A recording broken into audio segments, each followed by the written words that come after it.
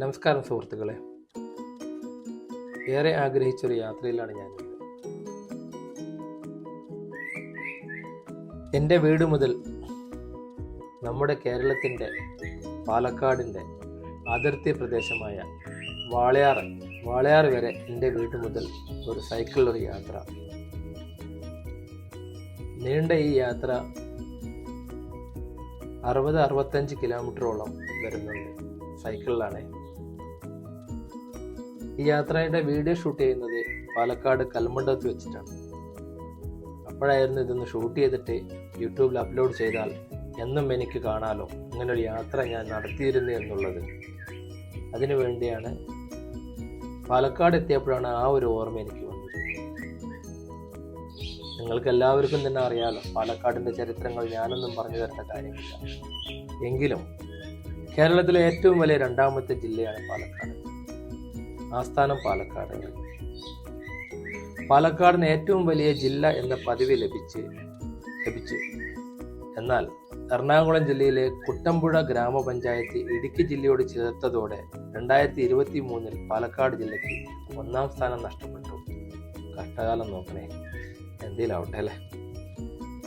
തെക്ക് തൃശ്ശൂർ, വടക്ക് മലപ്പുറം, കിഴക്ക് തമിഴ്നാട്ടിലെ കോയമ്പത്തൂർ ജില്ല, അങ്ങോട്ടേക്കാണ് നമ്മുടെ ഇപ്പോഴത്തെ യാത്ര. കോയമ്പത്തൂരൊന്നും എത്തുന്നില്ല, ഏറെക്കുറെ നമുക്ക് വാളയാർ കടന്ന് ഈ പറഞ്ഞ പോലെ തന്നെ കിഴക്ക് തമിഴ്നാട്ടിലെ കോയമ്പത്തൂർ ജില്ല അവിടം വരെ എത്തുമോ എന്നൊന്നും എനിക്ക് അറിഞ്ഞുകൂടാ. അവിടേക്കാണ് യാത്ര. പടിഞ്ഞാറ് മലപ്പുറവും തൃശ്ശൂരും എന്നിവയാണ് സമീപ ജില്ലകൾ. ഭാരതപ്പുഴയാണ് പ്രധാന നദി. അത് നിങ്ങൾക്ക് എല്ലാവർക്കും അറിയാവുന്നത് പോലെ തന്നെ ഭാരതപ്പുഴയാണ് നമുക്ക് പാലക്കാട് ജില്ലയിലെ പ്രധാന നദി. ജില്ലയിൽ മുഴുവൻ ഭാരതപ്പുഴയുടെ നദീതട പ്രദേശമാണ്. മറ്റു നദികൾ കുന്തിപ്പുഴ, തൂതപ്പുഴ, ഗായത്രിപ്പുഴ, കണ്ണാടിപ്പുഴ, കൽപ്പാത്തിപ്പുഴ, ഭവാനിപ്പുഴ.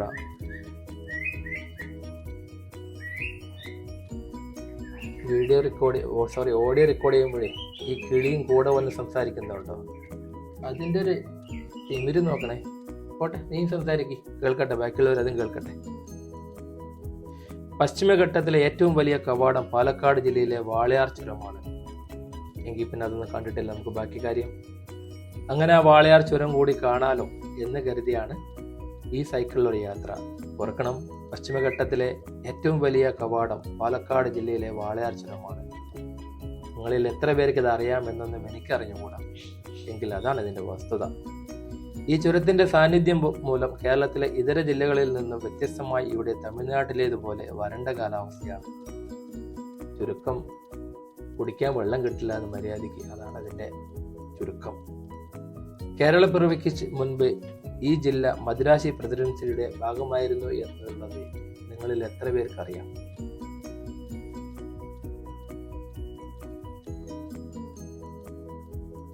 നെടുംപറയൂർ സ്വരൂപമായിരുന്നു ആദ്യ പാലക്കാട് രാജകുടുംബം. AD 1-ാം നൂറ്റാണ്ടിൽ പൊറൈനാട് എന്നായിരുന്നു പാലക്കാടിന്റെ പേര്. എന്തെല്ലാം ആണ് നോക്കണേ.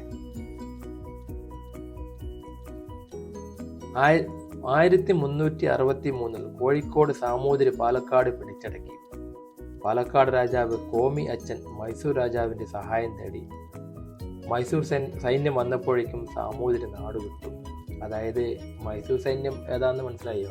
നമ്മുടെ ഹൈദരലി ഇങ്ങോട്ട് വരുന്നുണ്ട് എന്ന് പറയുമ്പോഴേക്കും ഈ പറഞ്ഞ കോമി അച്ഛൻ മൈസൂർ സൈന്യം ഇങ്ങോട്ട് വരുന്നു എന്നറിയുമ്പോഴേക്കും ആ ആക്രമിക്കാൻ വന്നവർ സ്ഥലം വിട്ടു കഴിഞ്ഞു. അതാണ് ഉണ്ടായത്. പിന്നീട് ഹൈദരലി പാലക്കാട് പിടിച്ചെടുത്തു. ഹൈദരലിയുടെ കാലത്ത്, അതായത് 1766-1777 കാലത്ത് നിർമ്മിച്ചതാണ് ഇന്ന് കാണുന്ന പാലക്കാട് കോട്ട. അതായത് നമ്മൾ കാണുന്ന പാലക്കാട് കോട്ട 1766-1777 കാലഘട്ടത്തിൽ അദ്ദേഹം നിർമ്മിച്ചതാണ് എന്നാണ് ചരിത്രം പറയുന്നത്. സാമൂതിരിയും ബ്രിട്ടീഷുകാരും ചേർന്ന് 1783 ഈ കോട്ട പിടിച്ചെടുത്തു. എങ്കിലും ടിപ്പു സൈന്യമായി വന്നപ്പോൾ സാമൂതിരി പിന്മാറി. ടിപ്പുവും ഇംഗ്ലീഷുകാരും തമ്മിൽ നടന്ന യുദ്ധത്തിൽ 1792 പാലക്കാട് ബ്രിട്ടീഷ് അധീനതയിലായി.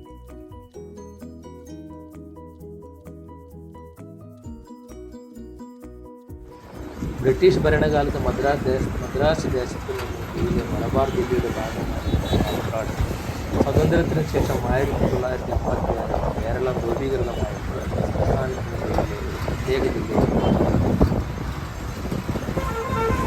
1757 ജനുവരി 1 പാലക്കാട് ജില്ല രൂപം കൊണ്ടത്.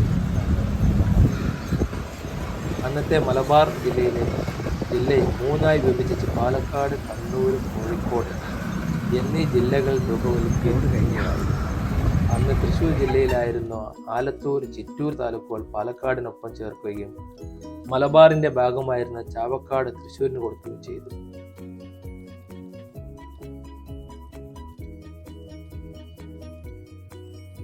കേരളത്തിലെ രണ്ടാമത്തെ വലിയ വ്യവസായ മേഖലയായി അറിയപ്പെടുന്ന കഞ്ചിക്കോട് ഇൻഡസ്ട്രിയൽ ഏരിയയിലാണ് പല വ്യവസായങ്ങളും സ്ഥിതി ചെയ്യുന്നത്. നാം ഇപ്പോൾ യാത്ര തുടരുന്നതും ആ പഞ്ചായത്തിന്റെ പ്രദേശങ്ങളിലൂടെയാണ്. ഏറെക്കുറെ ഈ സ്ഥലം അത് തന്നെയാണ്. അപ്പോൾ കേരളത്തിലെ രണ്ടാമത്തെ വലിയ വ്യവസായ മേഖലയായി അറിയപ്പെടുന്ന കഞ്ചിക്കോടിലൂടെയാണ് നമ്മളിപ്പോൾ യാത്ര തുടരുന്നത്. എന്നോടൊപ്പം നിങ്ങളുമുണ്ടെന്നാണ് എൻ്റെ വിശ്വാസം. Indian institute of technology Palakkad 2015 August 3 കഞ്ചിക്കോടുള്ള താൽക്കാലിക ക്യാമ്പസിൽ പ്രവർത്തനം ആരംഭിച്ചു. ഈ സംഭവമല്ലേ നമ്മുടെ ഈ ലാസ്റ്റ് ചന്ദ്രയാൻ 2ലേക്ക് പോകുമ്പോൾ ഇവിടെ നിന്നും കുറച്ച് സാധന സാമഗ്രികൾ അതിൽ ഉൾക്കൊള്ളിച്ചു എന്നാണ് മനസ്സിലാക്കാൻ കഴിഞ്ഞത്. അത് തന്നെ ആയിരിക്കാം, മേ ബി അത് തന്നെ ആവട്ടെ അല്ലേ.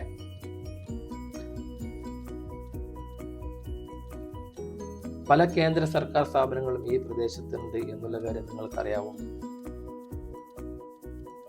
കളക്ടറേറ്റ്, 5 താലൂക്കുകൾ, 156 വില്ലേജ് ഓഫീസുകൾ എന്നിവ കമ്പ്യൂട്ടറൈസ് ചെയ്തുകൊണ്ട് പാലക്കാട്ടെ ആദ്യത്തെ കടലാസില്ലാത്ത റവന്യൂ ജില്ലയായി DCC സ്യൂട്ട് സമ്പ്രദായത്തിൽ നടപ്പിലാക്കിയ രാജ്യത്തെ ആദ്യത്തെ കമ്പ്യൂട്ടറൈസ് കളക്ടറേറ്റായി ഇത് മാറി.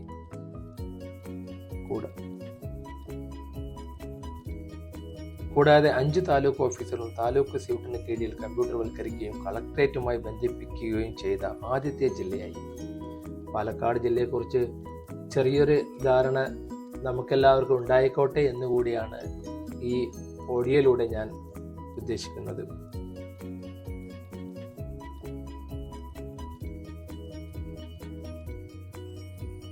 ജില്ലയിൽ വിവിധ വ്യവസായങ്ങൾ, പൊതുമേഖലാ കമ്പനികൾ. പാലക്കാട് നിന്ന് 12 കിലോമീറ്റർ അകലെ കഞ്ചിക്കോടിൽ ഇൻസ്ട്രുമെന്റേഷൻ ലിമിറ്റഡ് പ്ലാന്റുകളുണ്ട്. BPL ഗ്രൂപ്പ്, കൊക്കക്കോള ഇന്നില്ല, അത് അടച്ചുപൂട്ടി തോന്നുന്നു. പെപ്സി എന്നിവയാണ് മറ്റു വലിയ കമ്പനികൾ. നിരവധി ഇടത്തരം വ്യവസായങ്ങളുടെ കഞ്ചിക്കോട്ട് ഒരു വ്യവസായ മേഖലയുണ്ട്. കേരളത്തിലെ കാർഷിക ജില്ലകളിൽ ഒന്നാണ് പാലക്കാട്. അത് പിന്നെ നമുക്കെല്ലാവർക്കും അറിയാലോ. പാലക്കാട് കേരളത്തിൻ്റെ കാർഷിക ജില്ലകളിൽ ഒന്നാണ് പാലക്കാട് എന്നുള്ള കാര്യം. നമ്മുടെ കേരളത്തിൻ്റെ നെല്ലറ എന്നറിയപ്പെടുന്ന പ്രദേശം പാലക്കാട് എന്നുള്ളത് നമുക്കെല്ലാവർക്കും അറിയാവുന്നൊരു കാര്യമാണ്. നെൽകൃഷിയാണ് പാലക്കാട് ജില്ലയിലെ പ്രധാന കൃഷി. ജില്ലയിലെ 83,998 ഹെക്ടറിൽ നെൽകൃഷി നടത്തുന്ന സംസ്ഥാനത്ത് നെല്ലുൽപാദനത്തിൽ 1-ാം സ്ഥാനത്താണ്. എന്നിരുന്നാൽ കൂടി അരി വലിയ ശോകം തന്നെയാണ് അല്ലേ. അരിയും അരിയുടെ വിലയൊക്കെ വലിയ ശോകം തന്നെയാണ്. വാസ്തവം ഇങ്ങനെയൊക്കെ ആണെന്നിരിക്കെ അത്ഭുതപ്പെടുത്തുന്ന മറ്റൊരു കാര്യം എന്തെന്നാൽ എനിക്ക് പേഴ്സണലി നമ്മുടെ ഈ പാലക്കാട് എത്രത്തോളം കള്ള് ചെത്തുന്നുണ്ട് അല്ലെങ്കിൽ എത്രത്തോളം കള്ള് വ്യവസായമുണ്ട് എന്നൊന്നും കൃത്യമായ കണക്ക് എനിക്ക് അറിഞ്ഞുകൂടാ. എങ്കിലും ഉൽപാദനത്തേക്കാൾ കൂടുതൽ ഇവിടുന്ന് കയറ്റി പോകുന്നുണ്ട്. അതാണ് അത്ഭുതം. അത് എങ്ങനെയെന്ന് എന്നോട് ചോദിക്കരുത്, അത് എനിക്കറിഞ്ഞുകൂടാ. ഉൽപാദനത്തെക്കാൾ ഉപരി എങ്ങനെയാണാവോ കയറ്റിക്കൊണ്ടുപോകുന്നത് അല്ലേ. അതെന്തിലാവട്ടെ.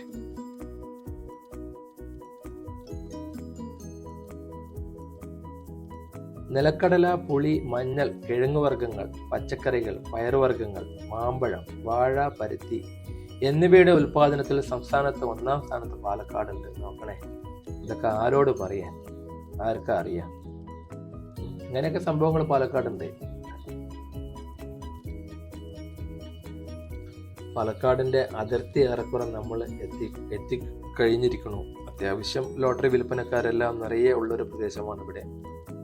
അതിർത്തി പ്രദേശമായതുകൊണ്ട് തന്നെ വഴിയോര കച്ചവടക്കാർ, ഈ പറഞ്ഞ കുടുംബിനികൾ, അമ്മമാരൊക്കെ ലോട്ടറി കച്ചവടത്തിലാണ് ശ്രദ്ധ കേന്ദ്രീകരിച്ചിരിക്കുന്നത്. ആ ബോർഡിന് താഴെ കാണുന്ന പാലമാണ് നമ്മുടെയും കേരളത്തിൻ്റെയും പാലക്കാടിൻ്റെയും അതിർത്തിയായ പാലം. ആ പാലത്തിൻ്റെ വലതുവശത്ത് കാണുന്നതാണ് വാളയാർ ഡാം. ഇത്രയും ദൂരം ഇവിടെ സൈക്കിളിൽ എത്തിച്ചേരുവാൻ കഴിയുമെന്ന് ഒരിക്കലും പ്രതീക്ഷിച്ചതല്ല. ഇത്രയൊക്കെയാണ് നമ്മുടെ ഇന്നത്തെ കുഞ്ഞു വീഡിയോ. ഇതിലെ ഞാൻ എന്നും പറയുന്നത് പോലെ തന്നെ ഒരുപാട് കുറവുകൾ ഓഡിയോയിലും വീഡിയോയിലും വാക്കുകളിലും ഉണ്ടാവും. കാരണം അതങ്ങനെയാണ്. ഈ കാണുന്നതായിട്ട് വാളയാർ ഡാം ഇവിടുന്ന് കാണുന്നതാണ്.